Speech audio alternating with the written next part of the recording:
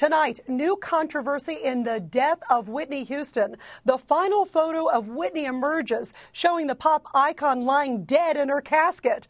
Is a massive lawsuit about to be filed? Who betrayed Whitney Houston one last time? Let's go live to Dorothy Cassasari, senior editor of In Touch Weekly. Dorothy, what happened with this controversial photo? Well, Carolyn Wiggum has spoken out and said that only 3 people from her funeral home had access to the body leading up to the funeral, and that 15 guards from Nippy Inc., which is Whitney Houston's security system, were guarding the body. So she claims that she had no responsibility with this leaked photo, but she knows who did leak the photo, and she also knows that the photo was taken the day before the funeral, which makes us wonder, how does she know that? Because perhaps the appearance was different, Friday versus Saturday? I don't know. There's a lot of questions here, but people are outraged that this photo exists. Natisha Lance, tell us about Nippy Security.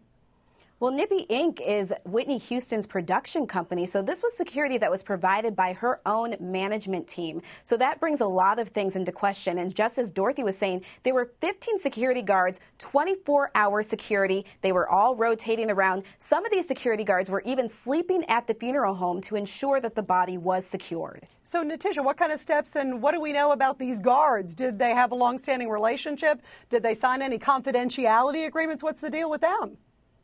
At this point, we don't know about those guards, but I'm pretty sure that is something that is going to continue to be investigated, especially by the leader of this funeral home. She says that the family's investigation into this photo has been closed, but hers has not.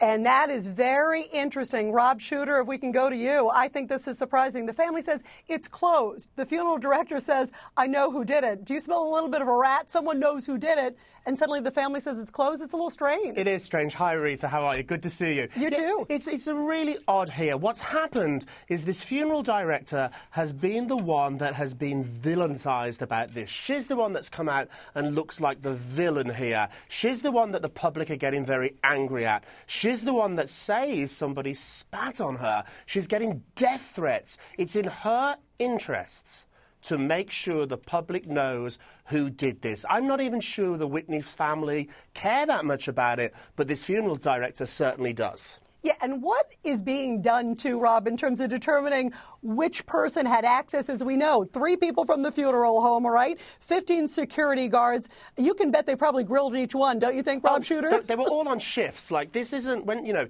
this isn't security guards just turn up and disappear. They have set shifts where they have to turn up at certain hours. It's a real job. Like, you have to be on time for work. I have to be on time for work. This is a job. So they can clearly look at a log and find out who was there at what time. And they'll be looking very carefully at that picture to see if anything changed in the picture. If flowers were delivered maybe 2 hours before the guests arrived, there's no flowers in that picture. So they will be able to narrow down the time and find out who was on that shift, and that person is going to be looked at very carefully.